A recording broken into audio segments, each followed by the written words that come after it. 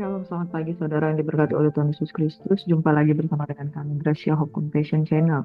Mari saudaraku, setiap pagi kita mencari wajah Tuhan, kita mendengarkan firman Tuhan, kita dikuatkan, kita dipulihkan. Sebelum kita mendengarkan firman Tuhan, mari kita satu dalam doa. Terima kasih Bapa di surga, banyaklah yang Kau perbuat di dalam kehidupan kami. Kami menanti-nantikan Engkau Tuhan, ya kami menanti-nantikan Tuhan. Pujilah Tuhan, hai jiwaku, selidikilah hatiku dan batinku, dan ketahuilah Engkau adalah Tuhan yang berkuasa atas hidupku. Daud ada di tengah-tengah kesesakan, tapi dia berkemenangan menghadapi singa beruang, dan dia dapat melindungi anak domba dalam penggembalaannya. Oleh karena tangan Tuhan yang kuat, dia mengenal Tuhan lewat pengalamannya pribadi setiap hari. Kami rindu juga Tuhan lewat pengenalan akan Tuhan setiap pagi. Kami menanti-nantikan Engkau Tuhan dan kami dikuatkan. Terima kasih Bapa di surga. Kami tolak segala intimidasi dalam kehidupan kami. Kami rindu Tuhan, kekuatan-Mu mengalir atas kehidupan kami. Kami menyerahkan pada pagi hari ini. Firman Bapa. Amin. Dalam kekasih Tuhan yang diberkati, pagi hari ini kita akan merenungkan sabda firman Tuhan, bukan dari Injil Yohanes pasal yang ke-19. Hari ini kita belajar bahwa firman Tuhan menuliskan bahwa Yesus disalibkan. Setelah bagaimana dia menghadapi pengadilan di hadapan Pontius Pilatus dan dikirim oleh pemuka-pemuka agama Yahudi, akhirnya keputusan akhirnya oleh desakan umat Yahudi, maka Yesus divonis disalibkan. Akhirnya Pilatus menyerahkan Yesus kepada mereka untuk disalibkan. Mereka menerima Yesus. Sambil memikul salibnya, ia pergi keluar ke tempat yang bernama tempat tengkorak dalam bahasa Ibrani Golgota. Dan di situ ia disalibkan mereka, dan bersama-sama dengan dia disalibkan juga dua orang lain sebelum menyebelah Yesus di tengah-tengah. Dan Pilatus menyuruh memasang juga tulisan di atas kayu salib itu, bunyinya, Yesus orang Nazaret, Raja orang Yahudi. Banyak orang Yahudi yang membaca tulisan itu sebab tempat di mana Yesus disalibkan letaknya dekat kota, dan kata-kata itu tertulis dalam bahasa Ibrani, bahasa Latin, dan bahasa Yunani. Maka kata-kata imam-imam kepala orang-orang Yahudi kepada Pilatus, jangan engkau menulis Raja orang Yahudi, tetapi bahwa ia mengatakan aku adalah Raja orang Yahudi. Jawab Pilatus, apa yang kutulis tetap tertulis. Sesudah prajurit-prajurit itu menyalibkan Yesus, mereka mengambil pakaiannya lalu membaginya menjadi 4 bagian untuk tiap-tiap prajurit satu bagian. Dan jubahnya juga mereka ambil. Jubah itu tidak dijahit dari atas ke bawah, hanya satu tenunan saja. Karena itu mereka berkata seorang kepada yang lain, janganlah kita membaginya menjadi beberapa potong, tetapi baiklah kita membuang undi untuk menentukan siapa yang mendapatkannya. Demikianlah hendaknya genaplah yang ada tertulis dalam kitab suci. Mereka membagi-bagi pakaianku di antara mereka dan mereka membuang. Hal itu telah dilakukan prajurit-prajurit itu.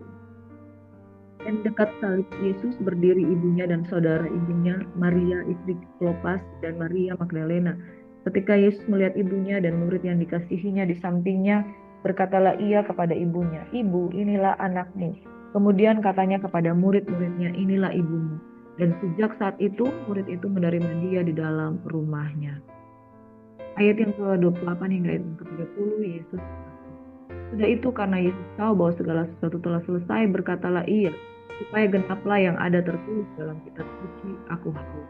Di situ ada suatu bekas penuh anggur asam. Maka mereka mencucukkan bunga karam yang telah dicelupkan dalam anggur asam pada sebatang hisop, lalu mengunjukkannya ke mulut Yesus. Sesudah Yesus meminum anggur asam itu, berkatalah ia, sudah selesai. Lalu ia menundukkan kepalanya akan menyembahnya. Saudara, proses yang sejati itu harus sampai akhir. Proses yang Yesus lalui adalah sampai mati, bahkan sampai mati di atas kayu salib. Bahkan sesudah ia menyerahkan segala sesuatunya. Saudara, supaya genaplah firman Tuhan yang tertulis dalam kitab suci, aku haus. Mereka bahkan mencucukkan bunga karang yang dicelupkan ke dalam anggur pada sebatang hisop. Dan mereka dikatakan menghujam lambung Yesus sampai darah bercucuran dari lambung Yesus. Sudah Yesus anggur itu berkatalah, sudah selesai. Saudara, firman Tuhan katakan, jikalau bukan Tuhan yang menyerahkan, maka tidak ada satupun yang akan dapat mengambil nyawa Yesus.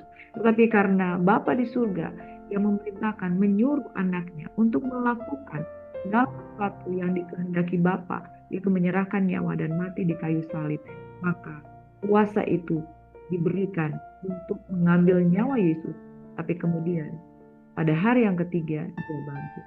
Bapak Ibu Saudaraku yang diberkati, Pilatus dan pemuka-pemuka agama Yahudi menolak untuk menyalibkan Yesus. Pada akhirnya Pilatus menyerahkan Yesus kepada mereka untuk disalibkan dan mereka menerima Yesus. Itu sebabnya bahwa sesungguhnya yang menyalibkan Yesus adalah para pemuka agama Yahudi. Bapak Ibu Saudaraku yang diberkati, kemudian bangsa Yahudi itu menaruhkan tulisan Raja orang Yahudi. Tetapi imam-imam kepala itu menolak dan mengatakan bukan Raja orang Yahudi, tetapi bahwa ia mengatakan bahwa dia adalah Raja orang Yahudi. Tetapi Pontius Pilatus mengatakan apa yang kutulis tetap tertulis. Karena pada dasarnya Pontius Pilatus mempercayai bahwa Yesus itu benar adanya seperti yang dikatakannya bahwa dia adalah Raja orang Yahudi. Bapak Ibu Saudaraku yang diberkati oleh Tuhan Yesus Kristus, penggenapan firman Tuhan itu harus terjadi. Kuasa salib Yesus, Yesus sudah menyatakan bahwa Yesus disalibkan. Oleh karena itu saudara, saya mau katakan seperti yang terdapat di dalam Filipi 2. Filipi 2 berkata seperti ini. Amin. Di dalam ayat yang kelima, hendaklah kamu dalam hidupmu bersama menaruh pikiran dan perasaan yang terdapat juga di dalam Kristus Yesus. Apakah pikiran dan perasaan yang terdapat juga di dalam Kristus Yesus? Pikirannya adalah makananku adalah melakukan kehendak Tuhan dan menyelesaikannya. Pikiran Kristus adalah seperti apa? Jika cawan ini boleh berlalu daripadaku, maka biarlah cawan ini engkau ambil ya Tuhan. Tapi bukan kehendakku yang jadi, melainkan kehendak Bapa. Saudara, makananku adalah melakukan kehendak Tuhan dan cawan itu adalah kehendak Tuhan. Saudaraku yang diberkati, apakah pikiran dan perasaan yang terdapat dalam Kristus Yesus? Pikirannya adalah melakukan kehendak Bapa. Perasaan apa yang terdapat di dalam Kristus Yesus? Saudara, ketika seseorang memutuskan melakukan apa yang menjadi kehendak Bapa, perasaannya itu saudara, tidak lagi perasaan yang baperan, tidak lagi perasaan yang terbawa emosi, tidak lagi perasaan yang terombang-ambing. Saudara, ketika Yesus ada di Taman Getsemani, perasaannya terombang-ambing. Tetapi di dalam perasaannya yang terombang-ambing bahwa keputusan Bapa Yahweh itu yang lebih utama. Makanya dia katakan, biarlah kalau memang cawan ini boleh berlalu daripadaku, tapi bukan kehendakku yang jadi, tapi kehendak Bapa. Yesus dan Allah adalah satu. Tapi Yesus di dunia ini dia sebagai manusia. Dan kehendak Bapa Sorgawi itu adalah kehendak surga. Bahwa dia harus. Saudara, keputusan ini tidak bisa lagi diganggu-gugat ketika dia doa di Taman Getsemani 3 kali. Bahwa keputusannya adalah dia harus menyelesaikan di kayu salib. Keputusannya harus diselesaikan di atas kayu salib. Bapak Ibu Saudaraku yang diberkati, di dalam Filipi 2 ayat yang kelima dikatakan, hendaklah kamu menaruh pikiran dan juga perasaan. Saudara, kita tidak bisa hanya memiliki pikiran Kristus, tapi perasaan Kristus juga harus ada di dalam diri kita. Saudara, mari kita perhatikan apa yang menjadi perasaan Kristus. Ketika Yesus menjelang mati di kayu salib, dia tidak lagi seperti posisinya di Taman Getsemani yang meminta, Bapa, jikalau boleh cawan ini berlalu daripadaku. Dia tidak lagi meminta untuk mundur, dia tidak lagi meminta untuk berbalik, dia tidak lagi baperan bahwa bagaimana mungkin. Ketika seseorang menetapkan pikirannya untuk melakukan apa yang menjadi kehendak Bapa, perasaannya tidak lagi terombang. Bapak Ibu Saudaraku yang diberkati oleh Tuhan Yesus Kristus, banyak orang Kristen pikirannya adalah pengen melakukan kehendak Tuhan, tapi perasaannya tidak sejalan dengan pikirannya. Oleh karena perasaannya tidak sejalan dengan pikirannya, maka tubuhnya juga tidak sejalan dengan kehendak Bapa di surga. Sehingga apa yang terjadi? Banyak orang yang mengalami kemunduran rohani. Banyak orang yang mengundurkan diri di dalam melayani Tuhan. Melayani pekerjaan Tuhan dan melayani Tuhan itu dua hal yang berbeda, saudara. Kalau saudara melayani pekerjaan Tuhan, bisa saja sampai hari ini saudara masih singer, saudara masih WL, saudara masih khotbah. Tetapi belum tentu saudara betul-betul melayani Tuhan. Kemunduran itu terjadi ketika kita di hadapan Tuhan, kita sudah tidak lagi menyembah, kita sudah tidak ada lagi keintiman dengan Bapa di surga. Kemunduran itu terjadi apa yang tidak dilihat oleh mata manusia, tetapi Tuhan melihat. Kita bukan melayani pekerjaan Tuhan, saudara. Kita melayani Tuhan. Ketika Yesus memutuskan dirinya di kayu salib, bahkan sampai berhadapan dengan prajurit-prajurit yang mau menangkap dia di Taman Getsemani, dia penuh dengan ketulusan hati. Telinga Malkus yang dipotong oleh Petrus, dia pulihkan lagi. Bukan itu. Dia pergi, dia datang kepada pemuka agama Yahudi itu dan merelakan dirinya ditangkap. Merelakan dirinya ditangkap, dia maju menghadapi Imam Kayafas, dia juga maju menghadapi Pontius Pilatus dengan tidak digoyahkan sekalipun sedikit pun. Bahkan dia katakan, engkau tidak diberi kuasa. Ya. Pontius Pilatus katakan, bukankah engkau harus takut akan aku karena aku diberi kuasa untuk menyalibkan engkau? Yesus berkata, kalau engkau tidak diberikan kuasa, engkau tidak dapat berbuat apa-apa kepadaku. Bapak Ibu Saudaraku yang diberkati, di sini kita mau melihat bahwa dignity, ketetapan hati, konsistensi, orang-orang yang taat dan setia kepada apa yang menjadi kehendak Tuhan. Bahkan tidak lekang oleh litos trotos, yaitu tahta pengadilan yang disalahgunakan oleh Pontius Pilatus hanya karena desakan demokrasi. Dia melakukan apa yang menjadi maunya rakyat banyak. Saudara, dia tidak tahu bahwa Yesus akan duduk di kursi pengadilan Kristus yang menghakimi orang hidup dan juga orang yang mati. Bapak Ibu Saudaraku, tetapi apa yang Yesus lakukan? Dalam keadaannya sebagai manusia, dia telah melakukan ketaatan sampai mati. Filipi 2 ayat 5 dan seterusnya dikatakan, hendaklah kamu dalam hidupmu bersama menaruh pikiran dan perasaan yang terdapat juga dalam Kristus Yesus, yang walaupun dalam rupa Allah, saudara, Yesus adalah Allah, Yesus adalah Bapa, citra Bapa ditunjukkan di dalam diri itu sendiri. Tetapi sebagai manusia, dia selalu mengatakan Bapa yang di surga, Bapa yang di surga.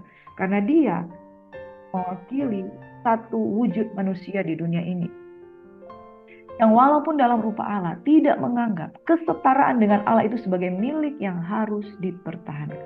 Orang yang baperan itu mempertahankan perasaannya. Orang yang baperan di dalam mengikuti Kristus, dia akan mundur, saudara. Tetapi orang yang mengutamakan pikiran Kristus, perasaannya juga dia taruh di dalam perasaan Kristus. Ya, walaupun dalam rupa Allah tidak menganggap kesetaraan dengan Allah itu sebagai milik yang harus dipertahankan, melainkan telah mengosongkan dirinya dan mengambil rupa seorang hamba dan menjadi sama dengan manusia. Dan dalam keadaannya sebagai manusia, ia telah merendahkan dirinya dan taat sampai mati, bahkan sampai mati di kayu salib. Itulah sebabnya Allah sangat meninggikan dia dan mengaruniakan kepadanya nama di atas segala nama, supaya dalam nama Yesus bertekuk lutut segala yang ada di langit dan yang ada di atas bumi dan yang ada di bawah bumi, dan segala lidah mengaku Yesus Kristus adalah Tuhan, bagi kemuliaan Allah Bapa. Bapak Ibu Saudaraku yang diberkati, ketaatan Yesus Kristus adalah sampai mati di kayu salib. Kalau hari ini saudara dan saya ditentukan untuk pergi melayani, kita mungkin akan pergi. Dan memang kita sudah pergi. Jikalau mungkin pada hari ini saudara ditetapkan untuk memberitakan Injil, kita mungkin pergi. Dan saat ini kita sudah pergi. Jika mungkin pada hari ini Bapa mengutus kita, bukan cuma menginjil, kita menyembuhkan orang sakit, membangkitkan orang mati, menggembalakan, amin, menjadi nabi, kita pergi. Tetapi saudara, ketika Tuhan meminta kita, maukah engkau pergi dan mati di kayu salib? Saudara, mungkin kita katakan, saya pikir-pikir dulu, saya punya keluarga, saya punya suami, saya punya anak, saya punya banyak tabungan, saya harus menghabiskannya dulu. Bapak Ibu Saudaraku yang diberkati, hendaklah kamu di dalam hidupmu bersama menaruh pikiran dan perasaan yang terdapat juga di dalam Kristus Yesus. Yesus memberikan dirinya disalib, bahkan dia sudah mengetahui sejak awal dia akan diserahkan, dia akan disesah, dia akan dianiaya, dia akan mati dan bangkit pada hari kedua. Saudara, sekalipun kita dikatakan nanti kamu akan bangkit, bukankah firman Tuhan mengatakan kamu akan dibangkitkan di antara orang mati, kamu akan dibangkitkan, dan janji Tuhan adalah kita akan mengalami kuasa kebangkitan. Tapi hari ini kalau Tuhan memerintahkan, Priskila kamu mati, saudara, kita mungkin akan, bagaimana ini Tuhan, bagaimana ini Tuhan. Saudara, kita harus mempersenjatai pikiran kita dengan pikiran yang demikian. Yaitu pikiran yang seperti apa? Bahwa saya akan bangkit. Belum bangkit, ada kematian. Kematian tidak berkuasa. kepada anak-anak Tuhan. Saudara, pekerjaan Tuhan dapat dikatakan selesai jikalau kita sudah mengakhiri pertandingan dengan baik. Dalam ayat yang ke-30, sesudah Yesus meminum anggur asam, berkatalah ia, sudah selesai. Saudara, tidakkah cukup penghinaan yang mereka lakukan? Mereka membagi-bagi pakaiannya, membuang undi atas pakaiannya. Artinya dia ditelanjangi. Saudara, siapakah yang mau ditelanjangi di depan umum dengan hanya memakai pakaian yang dibungkus? Ya, kalau kita lihat di kayu salib, dia masih dibungkus bagian bawahnya, saudara. Dan dia ditelanjangi di depan orang dan disalibkan. Secara manusia, dia dipermalukan. Tapi bukan itu yang menjadi fokusnya. Bapak Ibu Saudaraku yang diberkati, renungkan the passion of Christ, penyaliban Yesus Kristus. Dia dianiaya, dia disiksa, mukanya bukan seperti manusia lagi. Tetapi bukankah penyakit kita lah yang ditanggungnya, dan oleh bilur-bilur Yesus kita menjadi sembuh. Ketaatan itu bukan perkara sepele. Sudah selesai. Mari saudara, Tuhan memanggil kita. Bukan sekedar mengawali pertandingan, tetapi bagaimana mengakhiri pertandingan dengan baik. Sehingga genaplah firman Tuhan ketika Rasul Paulus berkata di dalam 2 Timotius 4 ayat 5. Kuasailah dirimu dalam segala hal. Sabarlah menderita. Lakukanlah pekerjaan pemberita Injil dan tunaikanlah tugas pelayananmu. Tunaikan, saudara. Tidak ada orang melakukan pekerjaan tidak selesai. Saya paling tidak suka kalau staf saya menyelesaikan pekerjaan baru setengah. Dia, Bu, tolong periksa. Tapi saya yang harus menyelesaikannya. Pekerjaannya dia yang harus menyelesaikannya. Pekerjaan saya yang harus menyelesaikannya. Semua orang punya bagian masing-masing. Bapak Ibu Saudaraku yang diberkati. Mengenai diriku, sudah mulai dicurahkan sebagai persembahan dan saat kematianku telah dekat. Demikian perkataan Paulus. Aku telah mengakhiri pertandingan yang baik, aku telah mencapai garis akhir dan aku telah memelihara iman. Sekarang telah tersedia bagiku mahkota kebenaran yang akan dikaruniakan kepadaku oleh Tuhan, Hakim yang adil pada harinya. Bukan hanya kepadaku, melainkan semua orang yang merindukan kedatangannya. Saudara, sudah selesai. Perkataan Yesus ketika dia mengakhiri pertandingan dengan baik dan menyelesaikannya bukan dengan baperan. Saudaraku yang diberkati, mari kita menjadi hamba Tuhan yang tidak baperan, tetapi menaruh pikiran dan perasaan yang terdapat juga dalam Kristus Yesus dan menyelesaikan sampai akhir, sehingga setelah kita menyelesaikan kita katakan sudah selesai. Tuhan Yesus memberkati. Mari kita satu dalam doa. Bapa di surga, terima kasih buat firman Tuhan pada pagi hari ini. Biarlah kami menyelesaikan tugas pekerjaan pelayanan kami sampai pada akhirnya dalam pertolongan Tuhan.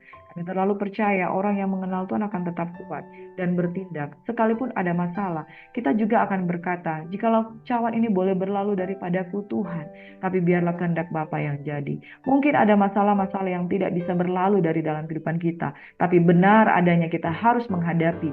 Biarlah kami menaruh pikiran, perasaan terdapat juga dalam peristiwa itu melakukan kehendak Allah. Yang sungguh-sungguh adalah kehendak Allah, bukan masalah-masalah pribadi, tetapi sungguh-sungguh melakukan kehendak Allah dan menyelesaikannya. Kami terlalu percaya kuasa ada di tangan kami ketika Engkau mengurapi kami untuk menyelesaikan perkara-perkara yang harus kami selesaikan dalam pertemuan. Bapak, kami berdoa untuk umat Tuhan yang hari ini punya masalah, pergumulan, beban. Biarlah mereka mengambil bagian di dalam keserupaan dengan Kristus, sehingga mereka mengutamakan apa yang menjadi kehendak Tuhan. Sehingga salib tidak lagi menakutkan bagi mereka, karena firman Tuhan katakan, barang siapa mau mengikuti aku, ia harus menyangkal diri, pikul salib setiap hari dan mengikuti aku. Terjadi di dalam nama Yesus. Kami terlalu sanggup karena Bapa di surga ada di dalam kami, dalam nama Yesus. Kami berdoa mengucap syukur. Haleluya. Sembuhkan yang sakit, bebaskan yang terbelenggu, pulihkan yang terikat di dalam nama Yesus. Dan kami percaya orang yang memandang kepada wajah Tuhan akan dikuatkan, bahkan diselamatkan. Dalam nama Yesus kami berucap syukur. Bapa, apapun yang menjadi pergumulan hamba pada pagi hari ini, pergumulan anak-anak Tuhan pada hari ini, pegang tangan kami dengan tangan kuat-Mu yang memberikan kemenangan. Kami terlalu percaya Tuhan, kami akan berkata, sudah selesai, karena tangan Tuhan yang kuat memegang. Di dalam nama Yesus Tuhan, semua yang percaya, Tuhan pegang tangan kanan yang memberikan kemenangan, sama-sama katakan, amin. Shalom saudara, melangkah dengan pasti, hari ini ada pertolongan Tuhan. Serahkan tanganmu, tangan kanannya akan memegang engkau, memberikan kemenangan. Haleluya.